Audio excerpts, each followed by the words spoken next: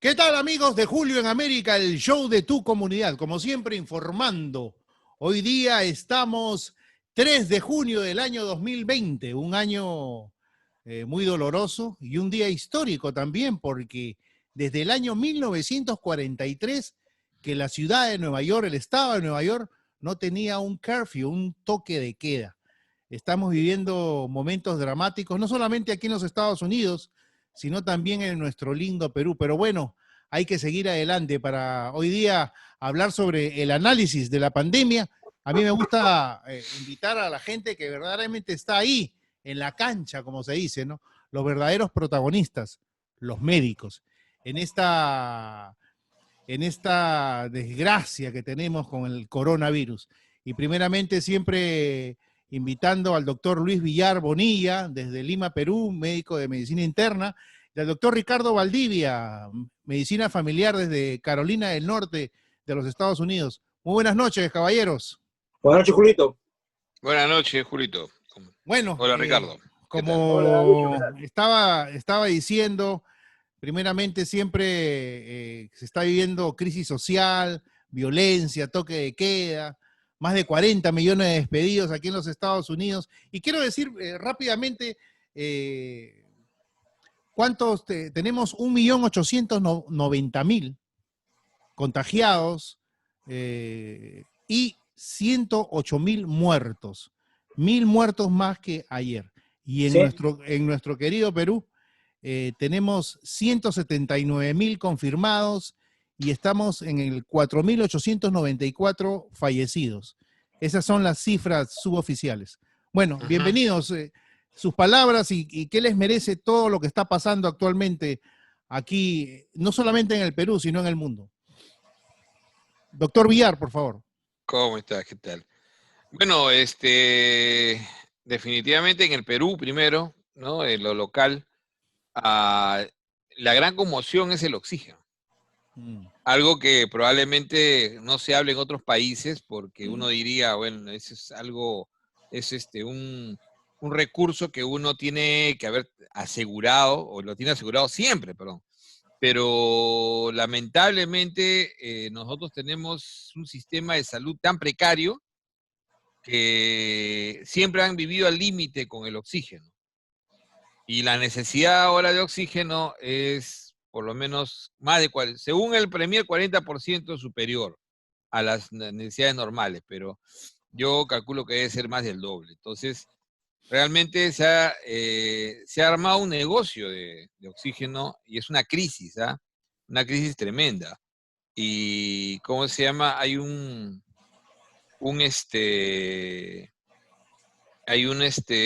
escasez. Los balones, que ya la vez pasada les había comentado, están hoy en día ya más todavía, 20 veces su valor normal. Y la gente tiene que llevar su oxígeno. La crisis del oxígeno es tremenda. Es tremenda. O sea, esa es la crisis ahorita que más se está viviendo, porque encima la gran mayoría podían salir con oxígeno, por lo menos, ¿no? Que es lo más importante. Y la segunda gran crisis es la crisis política, ¿no? Claro, se podría Richard decir Swing. que el oxígeno es como una medicina básica, ¿no? Que debe tener un Claro. paciente. En este momento es lo único demostrado que realmente ayuda en el paciente, en ese 5% que se nos puede morir, ¿no? Ese 5% que se pone mal y que tenemos que lucharla. Entonces, imagínense, no tenemos oxígeno y la gente se está muriendo por falta de oxígeno. Es tremendo, ¿no? Ricardo, doctor Ricardo Valdivia. Sí, yo viendo la óptica peruana, porque soy peruano obviamente, y también la óptica americana, porque también soy americano, tengo doble nacionalidad. Y nuestro país, el país me refiero a Estados Unidos, está sufriendo una catástrofe en todo sentido, ¿no? Política, social, económica. Y ahora con los famosos saqueos y famosos curfews, y algunos estados se han visto obligados a abrir el Estado, ¿no? Los negocios. ¿Y qué ha traído esto? Un repunte. Aquí en Carolina Norte, por ejemplo, yo veía 3 COVID al día, ahora estoy viendo 6, con la reapertura del Estado. Pero era una presión más que nada, esos que votaron por Trump, que mi libertad, que la Constitución, que mi rifle, etcétera. Ustedes ya lo conocen, tanto como yo, y al final eso está sucediendo, ¿no? No habrá crisis de oxígeno, pero va a haber otro tipo de crisis, la cual va a ser el copamiento, como tuvo Nueva York en su momento, de los hospitales. Sí, quiero ver ahí, hay unos cuadros, vamos a ponerlos para ver, porque se está hablando mucho de las cantidades de fallecidos, del subregistro, del registro. Esto es actualmente del World Meter. Coronavirus dice oficialmente 178.914 en el Perú, muertes 4.894. Multiplícalo por 5. Sí, estamos viendo allí la línea. Mire cómo la línea ha subido del 15 de febrero a lo que es el 2 de junio. ¡Wow! Es tremendo. Y el famoso logaritmo, ¿no? Logarítmico. Logarítmico. Ustedes me corrigen, ustedes son los científicos. Mire, del 6 de marzo vamos viendo los casos, cómo va subiendo. Es un crecimiento logarítmico. Increíble. Cómo va subiendo a casi 170.000. Realmente es preocupante lo que está pasando. Y lo que quiero saber, antes de entrar a una nota que me he tomado el atrevimiento de ponerlo, ya hablé con Philip Butters, pero ¿qué está pasando, doctor, con las cifras? ¿Cuáles son las verdaderas cifras? Porque nos hablan del subregistro, del registro. La meseta. ¿Qué tal si vamos primero a la nota y de ahí vamos a dar la opinión acerca de este comentario? A ver, vamos a ver. Estamos listos. Veamos. Hay un secreto a voces. Existe un subregistro de infectados y muertos por COVID-19. El subregistro son las cifras no oficiales. O sea que hay muchos más casos de los que normalmente informa el gobierno. Incluso algunos miembros del Ejecutivo lo han admitido. En todas las regiones del mundo, en todos los países del mundo, existen diferentes grados de subregistro. No solamente en esta epidemia, sino en todas las enfermedades existe un nivel de subregistro. Porque lo que registra el sistema es lo que se logra entrar. Las personas que ingresan la información al sistema no son suficientes, muchas han enfermado y hay días en que no pueden registrar la información. Entre las explicaciones más comunes han estado la del subregistro, debido a muertes de enfermos con COVID-19 que no llegaron a recibir atención en hospitales, quedando fuera de la estadística. Lo real es que, hasta la fecha, desde que se conoció el primer caso de infectado con coronavirus en Perú, el número de muertos es mucho más alto que en otros años. Y para demostrarlo hemos analizado los datos del Sistema Informático Nacional de Defunciones del Ministerio de Salud. Como el primer caso confirmado de un infectado se conoció el 6 de marzo y 13 días después se oficializó la primera muerte, haremos la comparación desde estos meses, marzo, abril y mayo. En estos 3 meses del 2018 y 2019 la cifra de muertos es similar, porque evidentemente no había una pandemia y porque era el promedio que se manejaba en los últimos años. Sin embargo, cuando ocupamos esos mismos meses pero de este año, la cifra se dispara y nos muestra una diferencia de casi el doble. Entre marzo, abril y mayo del 2020, el propio SINADEF registra a 44.988 fallecidos. Del 2020, mayo es el mes donde más gente murió, 23.351, de los cuales solo a 263 se les realizó una autopsia. Es decir, hubo 23.088 fallecidos que no pasaron por este procedimiento en la morgue. Esto se explica por la recomendación de la Organización Mundial de la Salud, que aconseja no hacer autopsia por el alto riesgo de contagio de COVID-19. Si comparamos el promedio de muertes de marzo, abril y mayo del 2018 y 2019, Con los mismos meses pero de este año, el resultado es 17.793 muertos de más que se registraron durante estos meses de pandemia. Sin embargo, a la fecha el gobierno indica que los muertos por COVID apenas bordean los 5.000. No, así no, así no, así no. Se cayó, se abrió la caja, no, encima no. Estos son resultados que se trabajan con cifras del propio Estado, pero también existe un análisis internacional.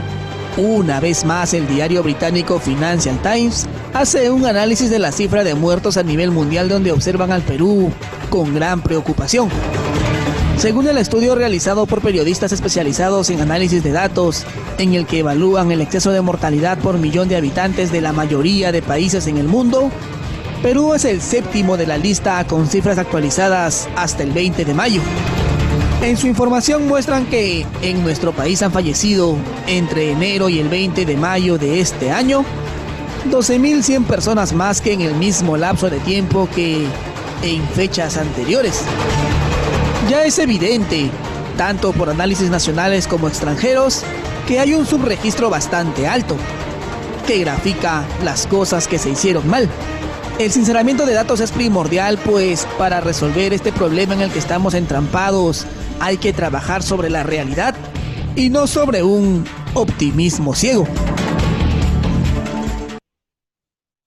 El famoso subregistro. Doctor Luis Villar, ¿qué nos dice del famoso subregistro?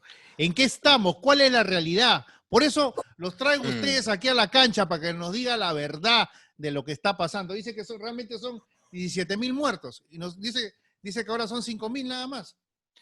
Sí, pues es un mal manejo de la información en el sentido de que, claro, el Estado piensa que, o tiene la convicción de que a mayor cantidad de muertos va a crear mayor pavor. No sé hasta qué punto eso sea cierto, ¿no? En todo caso, habría que educar a la población de que esta pandemia va a matar. O sea, 2.5% de la población de los que se van a infectar, que son más o menos el 60%. Yo hacía ayer un cálculo sobre el 60% de la población peruana, de 33 millones, y se supone que en esta pandemia, si es que no se obtiene ninguna vacuna, deberían morir cerca de 500.000 de personas.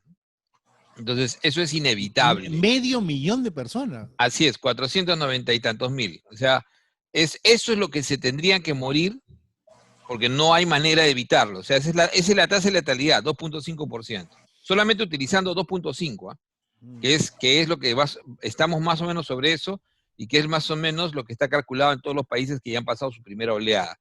Entonces, ¿cuál es la estrategia que se utiliza? Se utiliza la estrategia de tratar de mitigar para que esos muertos, en lugar de tenerlos en 6 meses, los tengas en 3 años, o en 2 años, o en 1 año, ¿no es cierto? De tal manera que no te vengan todos los casos graves al mismo tiempo. Esa es la estrategia de esta pandemia, no hay más. Todo lo demás, que si tomas hidroxicloroquina y ivermectina, son tonterías en realidad. Hoy día estaba en una discusión con residentes y llegamos a esa conclusión, son tonterías, no sirve de mucho.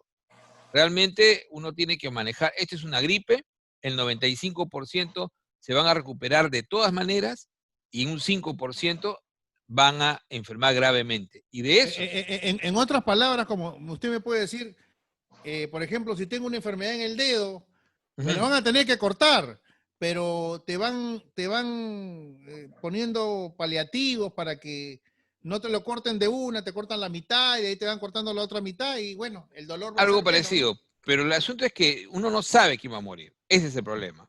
Como es una ruleta, entonces ahí es donde crea pánico, ¿no es cierto? Entonces uno no sabe, uno tiene indicios de que los que más se van a morir son obviamente mayores de 60 años, ¿no? Aquellos que tienen diabetes, enfermedades cardíacas, aquellos que tienen enfermedades pulmonares, son los que tienen mayor posibilidad de morir. Eso en primer lugar. Entonces, realmente vamos a tener, hagan lo que hagan, acá no hay varita mágica, acá no hay, hagan lo que hagan, van a morir.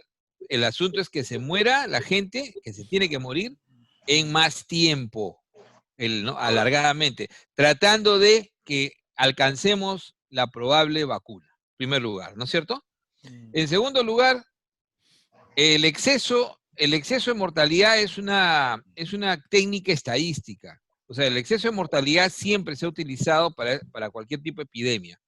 Cuando tú no tienes exacta idea de cuánto mató una epidemia, porque tienes un mal sistema, y siempre hay su registro, en todos sitios, hay su registro en Estados Unidos, hay su registro acá, hay su registro en China no hay su registro, en China hay mentira, ¿no?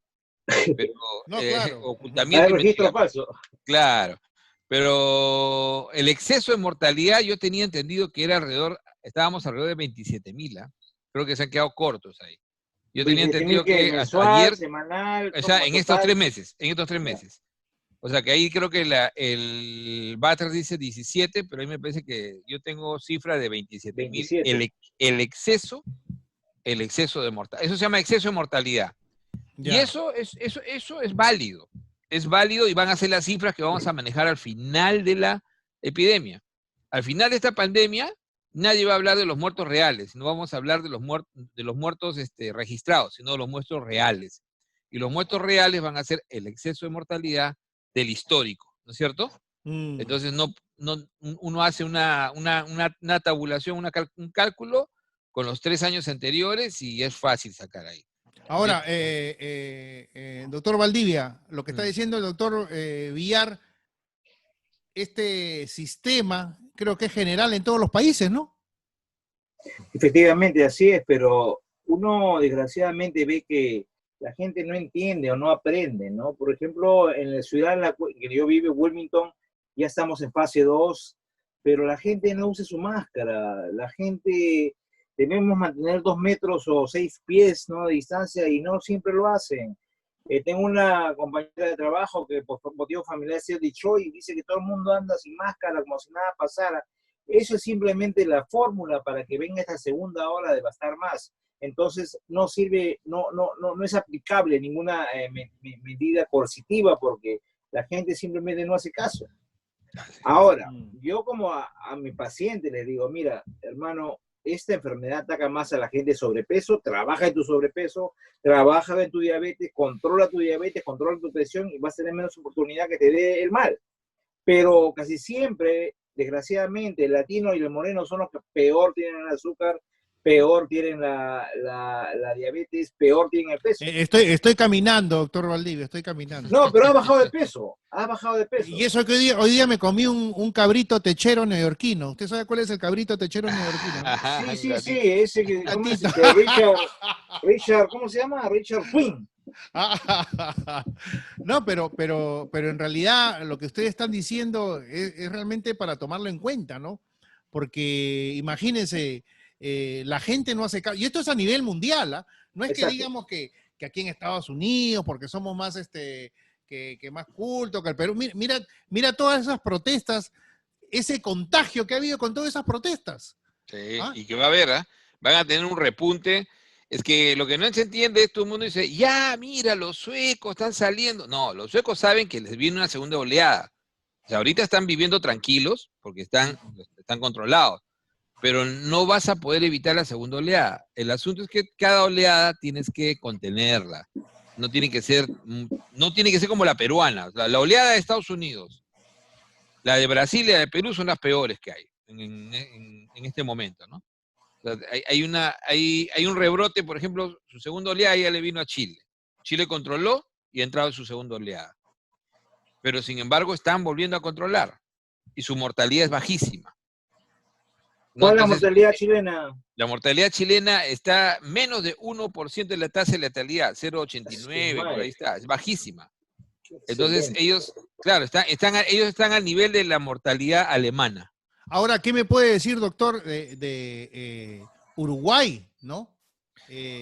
Paraguay. Uruguay y Paraguay no han tenido ni siquiera primera oleada. O sea, ellos han tenido contacto nada más. No se puede considerar que han tenido todavía... O sea, en ellos todavía la enfermedad no ha llegado realmente. Y médicamente, ¿cómo usted puede explicar eso? Ya que Uruguay, por ejemplo, está al costado de... Porque han cerrado frontera. Han cerrado frontera. Justo hoy día yo he hecho un pequeño análisis que lo he publicado en mi Facebook, que se llama La suma de todos los errores. Algo así como la película La suma de todos los miedos, ¿no? Ya.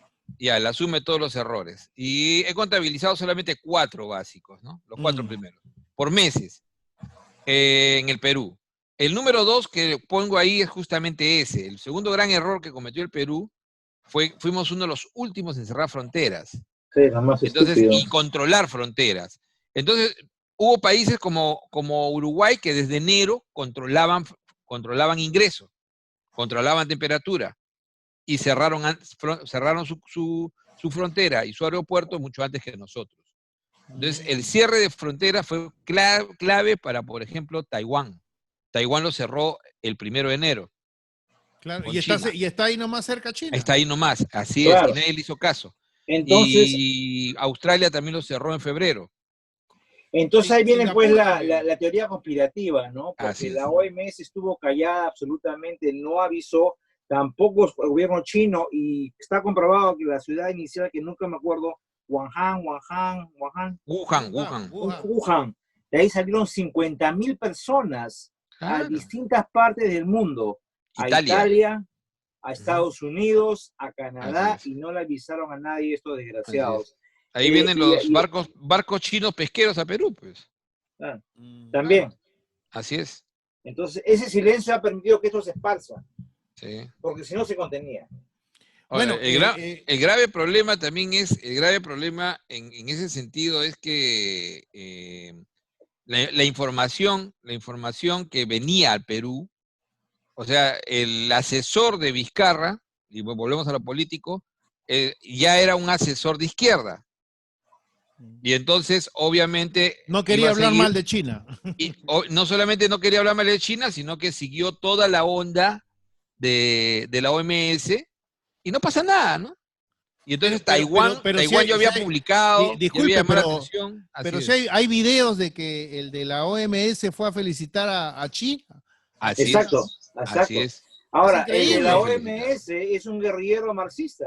Claro, Sí, de sí, Etiopía. Que nunca No ha me sido acuerdo el apellido médico, ahorita. que no es médico y que ha sido ministro de salud en su país. ¿No es médico? Entonces, no es médico. No es médico. No es médico. Guerrillero sí, pero en fin, y comunista. Ya. Entonces la responsabilidad de China es innegable, ¿no? Y ahora son los buenos, los que traen los ventiladores, los que compran, los que traen las... China paró sus exportaciones de medicinas básicas en enero. Así es. Las paró absolutamente, se las quedó toditas. Ya Hay sabían algo, lo que se venía. hay algo, por ejemplo, que no la gente a veces se olvida. China compró, importó de Perú, imagínate, 38 millones de mascarillas N95 originales, porque Perú es base de 3M 3M. para repartir a la región. Ok. O sea, el gran depósito de 3M está acá. China importó de Perú para China. Claro, o sea, Perú como tenía un gran almacén, ya. Se llevó prácticamente toda la reserva de mascarillas 3M que había en el Perú. ¿En qué época? ¿En qué? Enero. Y me va a decir que nadie del gobierno, nadie averiguó nada. ¿Dónde está el servicio de inteligencia del gobierno? Eso tenía que salir con la firma, obviamente, los funcionarios del ministerio, porque es material médico. De los amigos de son cosas que no se saben, ¿no? Entonces, o sea, se llevaron las mascarillas que después en marzo nosotros necesitamos y no teníamos 38 millones de mascarillas se llevó China. O sea, una para cada peruano. 19 millones de mascarillas, porque era un montón, se llevó Chile. Wow. O sea, hasta incluso nuestros vecinos, obviamente, acá nadie tenía ninguna previsión. Eso no, lo que usted está diciendo, doctor Villar, no lo he visto en ningún medio.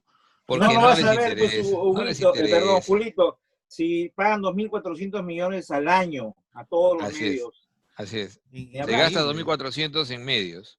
Increíble. Es increíble, sí. Increíble. Así bueno, que, y cómo, entonces usted decía, me decía al comienzo del programa, de que el problema actualmente, el oxígeno, ¿no? Así es.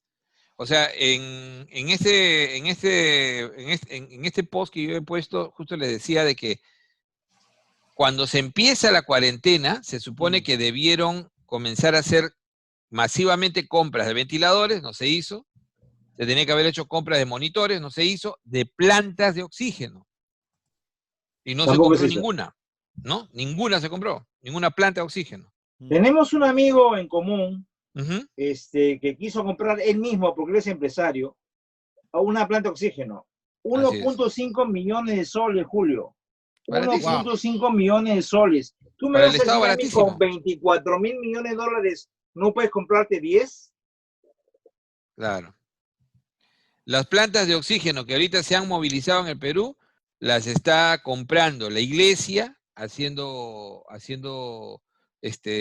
donativos de los empresarios. Una lo ha donado Roque Benavides, ¿no? De Buenaventura. O sea, pero no se oye padre. O sea, el MINSA, ¿cuándo va a comprar plantas de oxígeno? Mire, O sea, ha pasado una semana y usted me había dicho, lo tengo grabado, que ya que iban a llegar, dice, según el gobierno esta semana, ¿no? En una ventiladores semana. sí, ventiladores. Ventiladores, ya. Sí llegaron, sí. ¿Y el oxígeno? Pero el oxígeno no han hecho nada. La tontería que han hecho y es un negocio, ¿ah? Yo pienso que ahí hay negocio. Ojalá hubiera periodistas de investigación. Yo estoy tratando de picar eso. Pero ¿por qué han levantado, o sea, cuál ha sido la gran solución de Ceballos? Levantar la exportación de oxígeno de Colombia, de Chile y de, ¿cómo se llama? Y de Ecuador. O sea, ¿para qué nos sirve exportar balones? Entonces quiere decir que alguien está cogiendo ese contrato. Por supuesto, pues. ¿Por qué no traes Las plantas? famosas licitaciones. Claro, o sea, en este momento, porque tú puedes agarrar y comprar, hacer compra directa, entonces tú dejas que exporte sin ningún costo y después tú le compras acá. Entonces ahí se está armando un negociado con el oxígeno. En otras palabras, me está diciendo el doctor Villar que si tú ahorita mismo en el Perú, si no tienes la plata para comprar oxígeno, te mueres. Exactamente, así es. Así está muriendo la gente. Así está muriendo la gente. Por eso es que, o sea, esto corrobora lo que está diciendo en el reportaje, que son más de 17.000, no son los 5.000 que están diciendo, ¿no? Por supuesto. Claro.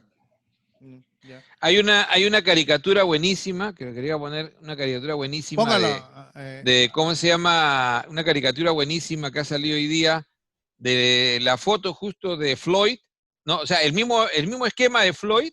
Ya. Pero en este caso, quien le está aplastando no es el policía, sino un balón de oxígeno. Y es buenísima, es una... Ahorita lo voy a poner, por acá. Realmente lo que da mucha cólera y da indignación, ¿no? Que en este 2020, cómo se ha politizado todo el sistema de salud, ¿no? Es increíble. Pero más que politizado, es corrupción, Julio, no es politización, es corrupción.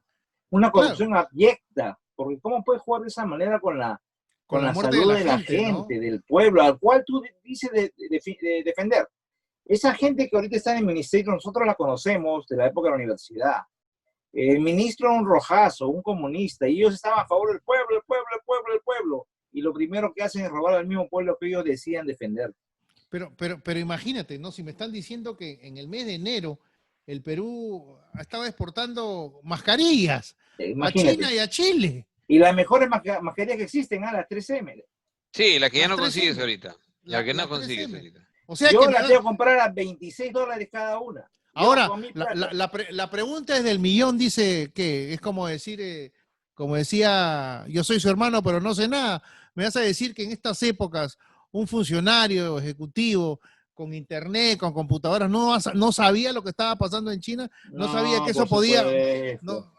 Por supuesto, hermano.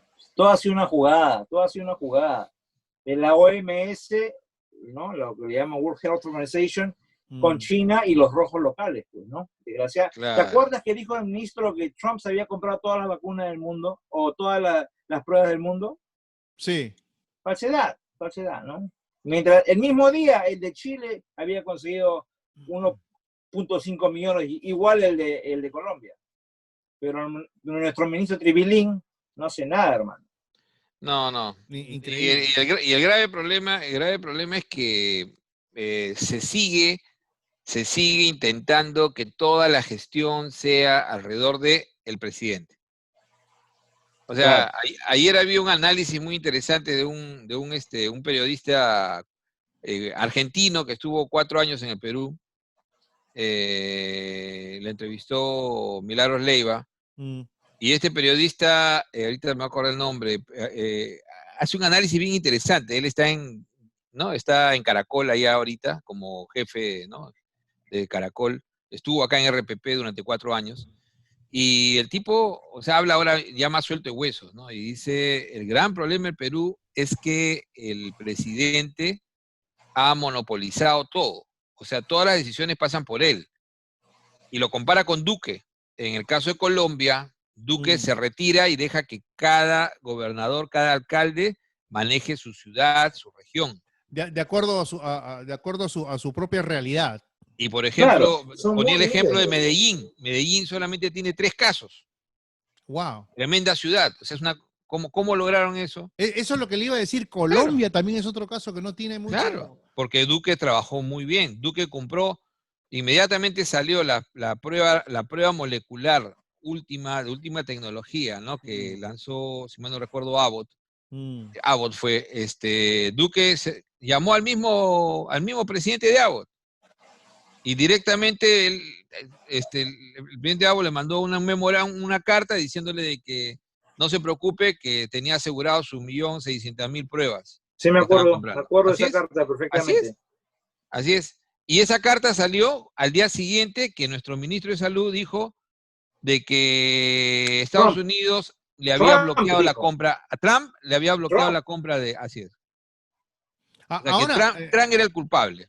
Ahora, de la forma que usted me dice, que llama la atención, sobre todo para todos los televidentes, que en enero ya China estaba importando del Perú las mascarillas 3M. 38 millones, hermano. 38 millones. 38 millones.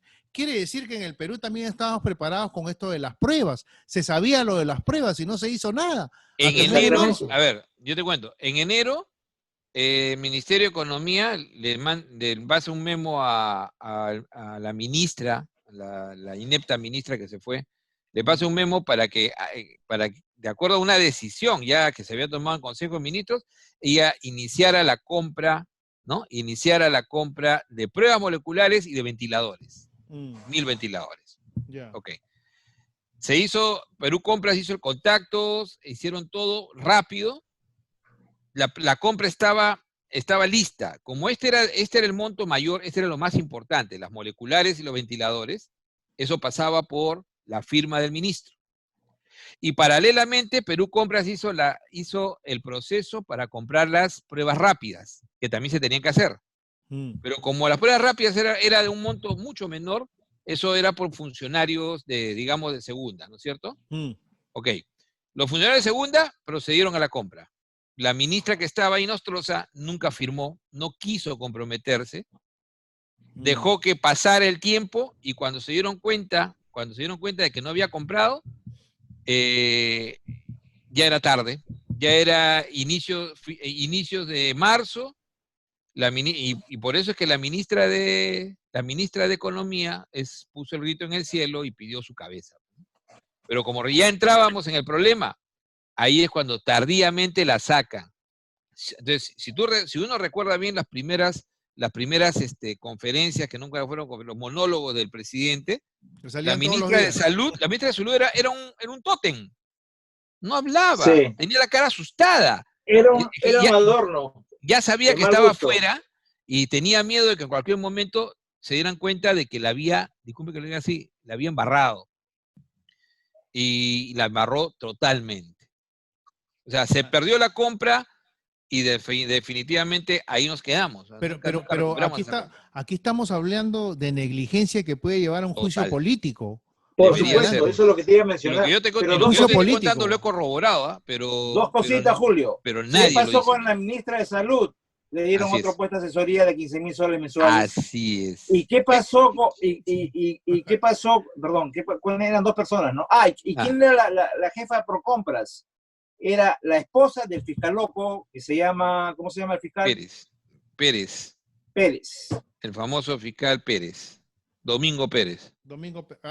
Su esposa, la jefa de Perú Compras, que recién ha renunciado Exacto, ha renunciado hace un par de semanas, recién ha renunciado después de un escándalo. Es que acá debe haber un juicio político. Eso es Claro. Obviamente, negligencia. esto es un terrorismo biológico. Claro Lógico, que sí. lógico, Claro que lógico. sí. Yo me pregunto cómo Chile sabía que tenía que comprar en enero esas mascarillas. O sea que Yo calculo lo tan siguiente. incapaces y tan ignorantes Se son reunió los con su ministros de comando salud. conjunto y dijeron, esta es una emergencia nacional, tenemos que prepararnos, hagámoslo. En el Así es. Perú se rompieron, se pusieron su maldito rosado, se fueron a comer su cevichito, se fueron a la fiesta de todos los niños con el presidente y seguía la vidita que han tenido todos estos años estos señores. Nunca han trabajado. Decían, ay, están exhaustos porque no están acostumbrados a trabajar, están acostumbrados a robar.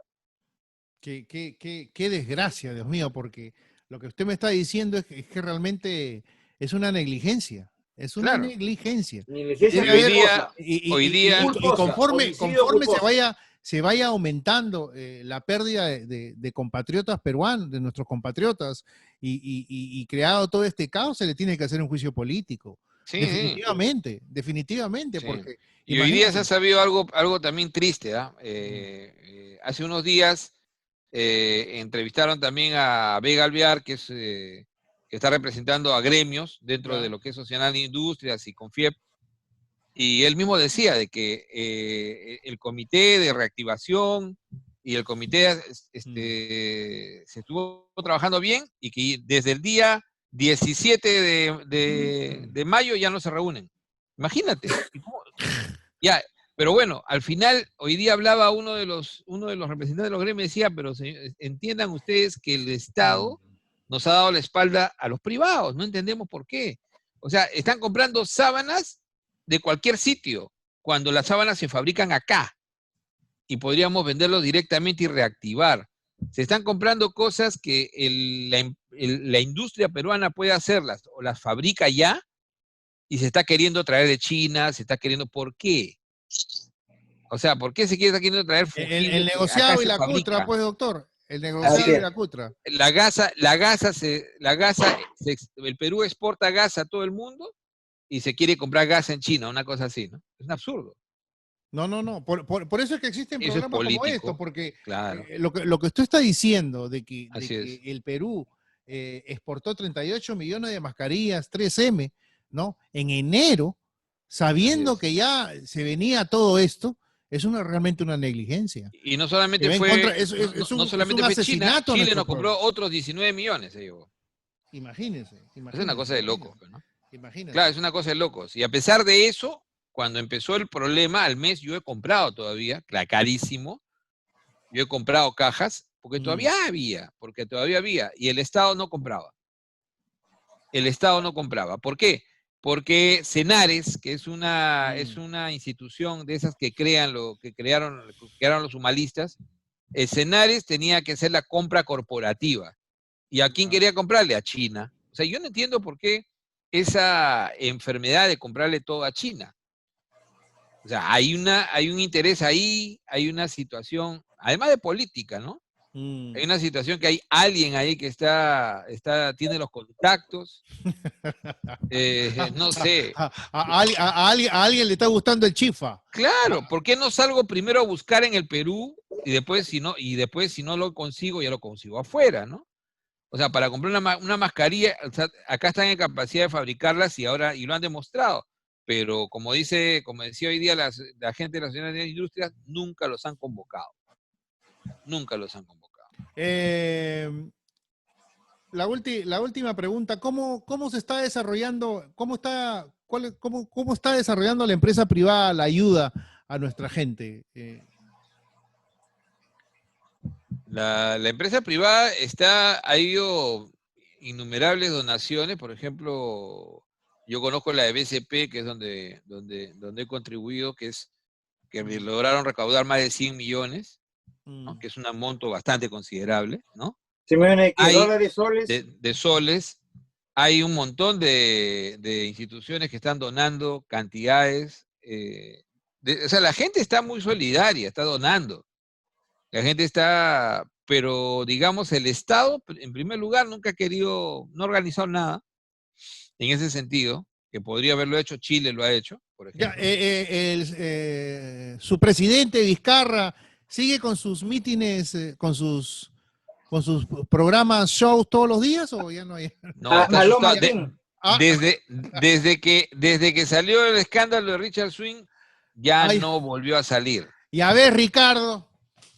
Así Pero es es. tu amigo, hermano. A mí Y que me peor, menciona, este no lo domingo, conozco, cuando Richard señor. Swing dijo, yo la saqué, yo la renuncié a la ministra. Yo la Hasta saqué ahora. a la ministra. Esa te la pasé yo. Ese es increíble. Es increíble. Es increíble. Así Es increíble. No, pero... lo peor de todo es que la fiscalía ha entrado incluso a la secretaría del Palacio. Y Pero yo creo que eso va a quedar en nada, Lucho, como muchas cosas en nuestro país. Aparte del show mediático, no va a pasar a mayores. Aunque no creas, a veces fiscalías, hay fiscales que son, Claro, pero esta fiscal yo no la conozco, no. Vamos a ver, pues no hay que dar vamos a ver beneficio de la duda. cómo funciona, sí. Porque acá hay que acordarse que la famosa secretaria del presidente, yo la considero una Nadine Dosa, o sea, ella hace y deshace en el Consejo de Ministros, ella convoca a los consejos de ministros, o sea, se supone que el presidente debe convocar.